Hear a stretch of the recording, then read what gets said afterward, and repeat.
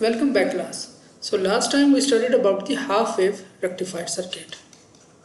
With the half wave rectified, we were actually getting the rectified output for the positive half cycle. For the negative, there was no output. Positive, for the negative, no output. Okay. Now we are going to study about the full wave rectification. Full wave is we want to get both positive and negative half cycle. That is positive, and we also want to get the negative half cycle.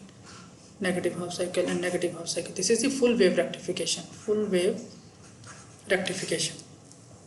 So there are two different ways of the full wave rectification. Okay, one is using the center tap transformer, and the other is full bridge network without transformer. Okay, so we are going to study both center tapped and the full bridge network. Okay, so let's first have a look at the center tapped full wave rectifier. Okay, so the purpose, as I explained earlier, the purpose of the full wave rectifier is we get the rectified output for the both positive cycle and the negative cycle. Okay, like here. And like for this simple half wave rectification circuit. Okay, so and there is one very important thing here. So if you guys remember the half wave rectification circuit, it was like this. I get positive, negative out, positive, negative out, positive, negative out. Okay, so basically the time period of this was 2 pi. Okay, for the half wave rectified circuit. For the full wave rectified circuit, what is actually happening? This is our one cycle. So the period has become pi. Okay, so the period has become pi. Here the period was 2 pi, here the period is pi. Okay, or in other words, the frequency of full wave rectifier is double than half wave rectifier. So as we have calculated the average value and RMS values for the half wave rectifier, we can calculate the same for the full wave rectifier. So if you want to calculate the average value, we know that it is 1 over t, 0 to t, your signal magnitude d of theta. And if you want to calculate the RMS square, it is 1 over t, 0 to t, v square into d of theta. Okay, so by using this formula we can calculate the average and the RMS value for the full wave rectification circuit also. Okay, and the DC value or the average value is 2 Vp over pi here. Okay, and the RMS value is Vp square over 2. So the procedure is same as like we did for the half wave rectification. So you guys can practice this. Okay, how we are actually getting these numbers. Now let's have a look at the actual operation of the full wave rectifier. Okay, so let's say we have a transformer and this is our input, the AC signal. Okay, so here we are having the center tapped. Center tapped transformer is, this was the primary side or the primary coil of the transformer. This is the secondary coil. So the secondary coil at the center, we ground the secondary coil. Okay, so this is called center tapped. Okay, we have tapped the secondary of the coil at the center to the ground. Okay, so what will actually happen with this tapping? Okay, so the first thing is, now at the output, okay, if you remember the normal transformer,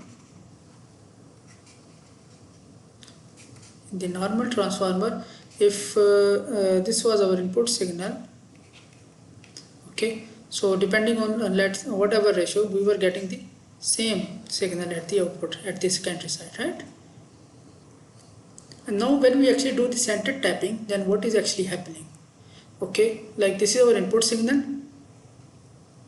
So I will get the half of the signal here. Okay, for example, for the positive half cycle, I will get the positive and negative here, half signal here, and the half of the signal here.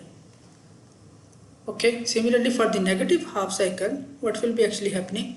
I will get the negative half cycle here and the negative signal, half of the negative signal here. Okay, or in other words, what is actually happening? Okay, for example, this is one complete cycle. Now for the positive, let's say for the first part, okay, so I will get positive, this is positive and this is negative, right? The input, this is positive and this is negative input. So I will get positive, this is center tapped, negative here, positive and negative here. So for the first half cycle, what is actually happening? I will get the positive cycle here, I'm just drawing the first half cycle. Okay, this is positive value and this is negative value, zero value. Okay, so here again I am having the positive and negative. Okay, so basically this is ground, so here I will get the reverse of that half cycle. Okay, so here if I am having the positive here, okay, the magnitude is like half of V secondary, whatever value I am getting, and the second end of the center tapped, I will be getting the inverse of that, okay, due to the center tapping operation.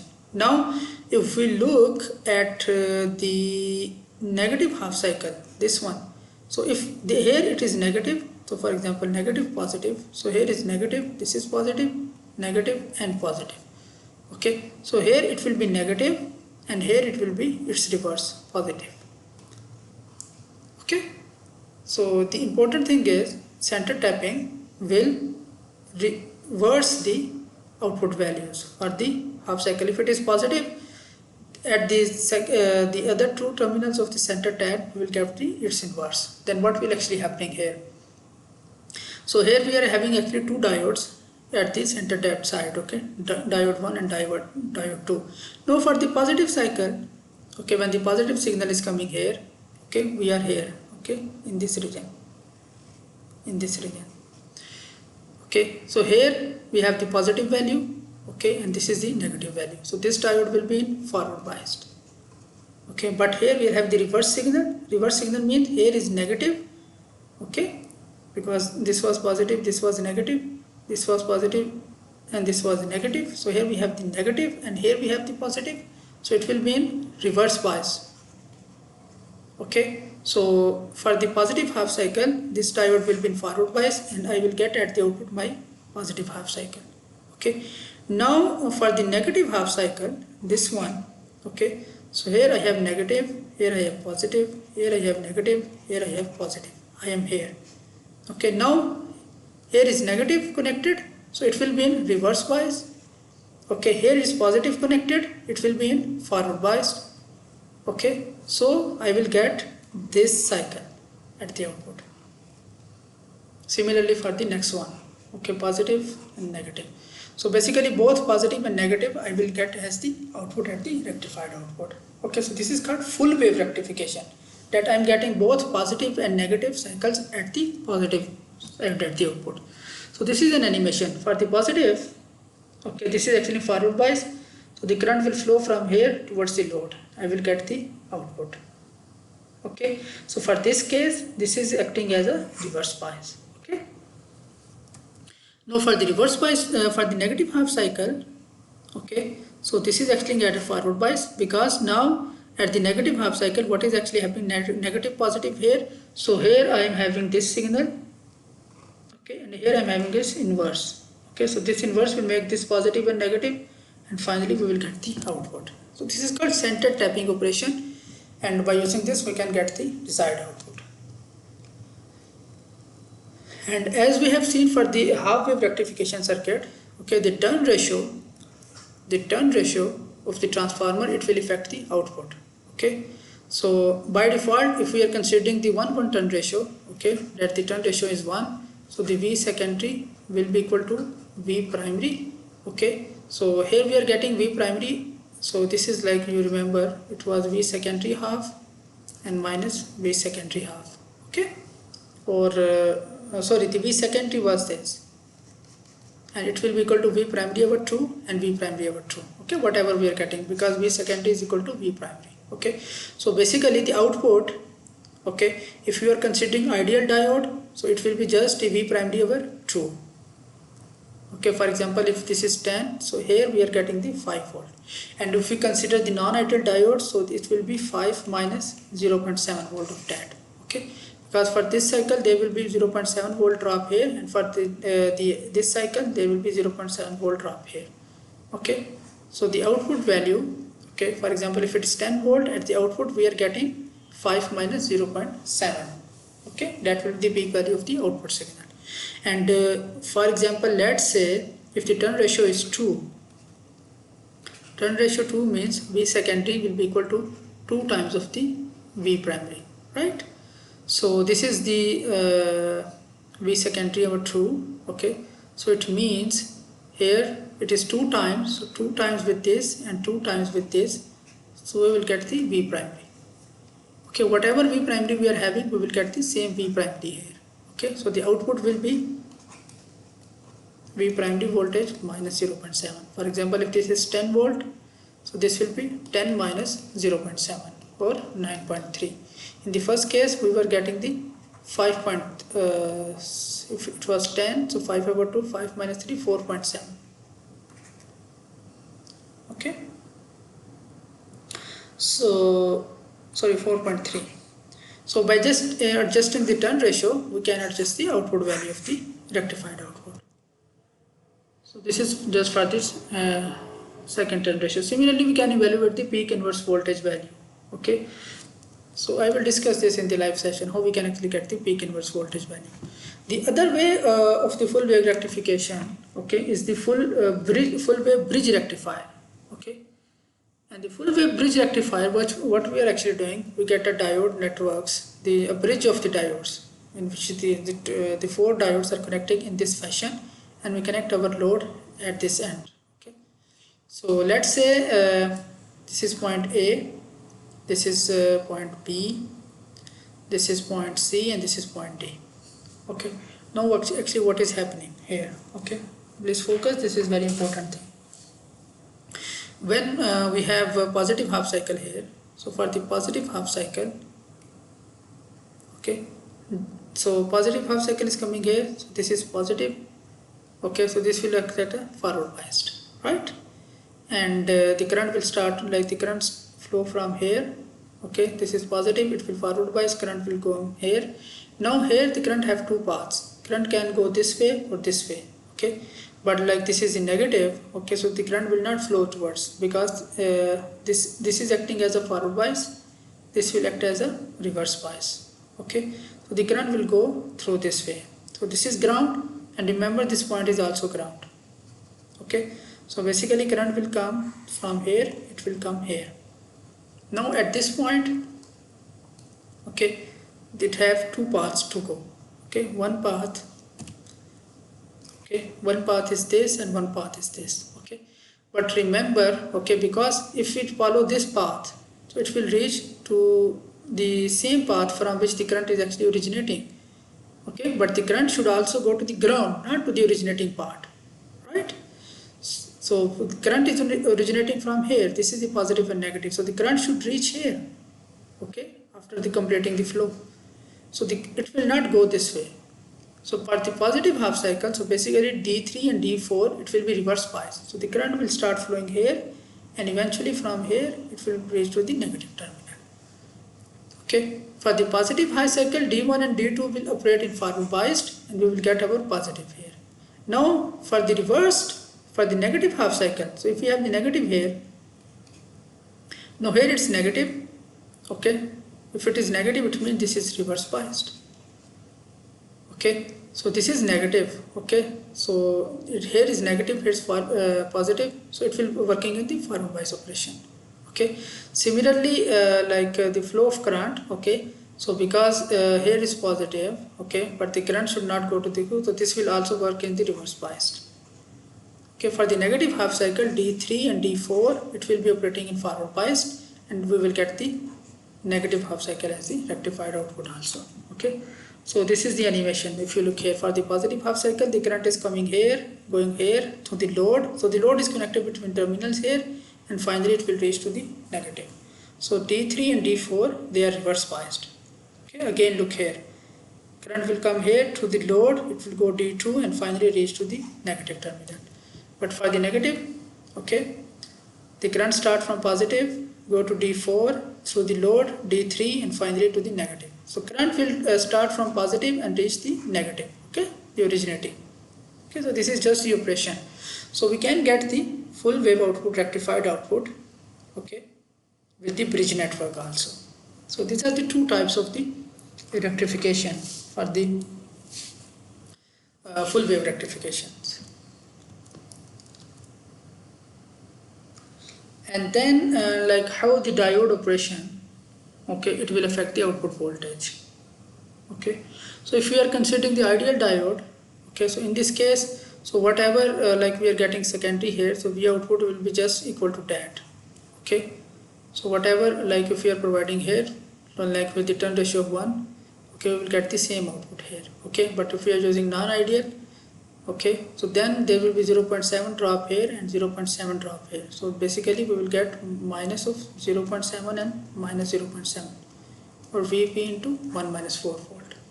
Okay, so that will be the effect on the output voltage for the full wave rectification for this case. So that is actually that explains the full wave rectification process for the diode with the center tap and the bridge network. This is just explaining the same thing here. Similarly, we can calculate the peak inverse voltage. Okay, so if we are using the ideal diodes, then whatever the output you are getting here, okay, so that will be the drop here across the reverse bias diodes. Okay, so the peak inverse voltage will be equal to that. But if we are using the ideal diode, then the output voltage drop here and the plus 0.7 volt. That will be the peak inverse voltage for this case. So this is an example about the peak inverse voltage calculation, which you guys can, we will solve this during the live session. Now the last part of this chapter, the power supply filtering. Okay, we get the full wave rectified output. Okay, this was the AC, we get the rectified output, but this is also an AC signal. Our target is DC signal. So as I explained earlier in the earlier part of this chapter, we use a filter. Okay, and that filter will actually get us the envelope, this envelope. Okay, here, but still this is not the DC. Okay, then we used our regulator, and then that regulator, after regulation we get DC voltage, which we can use for the charging. Okay, now let's see how we can actually implement this filter here. Okay, so this is the rectified circuit and this is actually the filter. Okay, we use RC filter here. Okay, so with this here I am getting this output, rectified output. Okay, after filter, what will be actually happening? I am getting the envelope, this one, due to the charging and discharging of the capacitor. So here my output will be like this one. Okay, and then I use a regulator and then I can get the actual DC voltage. So let's see how is actually this is working for a half wave rectifier. Okay, so let's say this is my input AC signal. Okay, so this is working in the forward bias. So here I will get actually this AC signal as an output. Okay, but now I have a capacitor here. So what will actually happening when the AC signal is being provided for the positive cycle? Okay, so this capacitor will start charging. Okay, let's say instead of the complete signal, let me just draw the only part which is being drawn here to understand the concept. Okay, so we reach the peak value. Okay, so during the peak value the capacitor will start charging. Okay, the capacitor will start charging. Okay, now after that what is actually happening for the now this value is going towards the negative, right? So this was like 0 going to the maximum peak value and then start the negative cycle. Okay, now we have negative here. Okay, so once it's negative, this diode will start working in reverse biased. Okay, so if it is working in the reverse biased, okay, now this charge capacitor, okay, it will discharge through this resistor. Okay, this charge capacitor, it will discharge through this resistor. Okay, so what does this discharging mean? Discharging means the capacitor reach charge up to this peak value. Okay, now from this peak value, okay, it will start discharging to the lower value, okay, through this resistor, okay, till it reach the point of T2. Okay, now at this cycle again what will happen? Okay, here again, okay, we will get the higher value or positive value. Okay, because here, for example, initially let's say this was the 10 volt. Okay, so here we get the maximum value of 10 minus 0.7, 9.3 volt. Okay, so here the peak value is 9.3 volt. Okay, at this side of the diode. Okay, now once it reach again go to the peak value towards 10 volts. So here it's 10 volt, here it's 9.3 volt. Okay, so this is high voltage, this is low voltage. This diode will again work in the forward bias. Okay, so here we have reached at this point. Now again capacitor will start charging. Okay, again after some time the value will be low. Next cycle again it will be discharging, again charging and discharging. So basically with the installation of the capacitor, okay, instead of getting this full wave the rectified output, we get the envelope of that. Okay, by just using this process is called filtering. Okay, so we will get the envelope of that. Okay, and this envelope, okay, this is actually called as ripple, also called as ripple voltage. Okay, so the lesser the ripple, if you like see here, okay, the lesser the ripple voltage, the better will be your DC circuit, like your output. Okay, so our target is like we just have a constant. Okay, so if you are getting the smaller ripple, okay, you can make it more perfect using the regulator. Okay, so target is like we minimize this ripple value as much as we can. Okay, so basically this ripple value depends on the value of the capacitor and the resistor which we are using. Okay, so by adjusting these two values we can control this ripple value. Okay, so if we just compare the half wave and the full wave rectifier for the same values of the R and C, that the value of the R and C are fixed. If we just compare the ripple values, so the ripple value for the full wave is lesser, okay, as compared to the half wave. So because half wave it is discharging until it reaches to the next cycle positive maximum value, but here it will reach eventually because the frequency is high for the full wave rectifier. So the ripple in the full wave rectifier is comparatively lower as compared to the half wave rectifier circuit.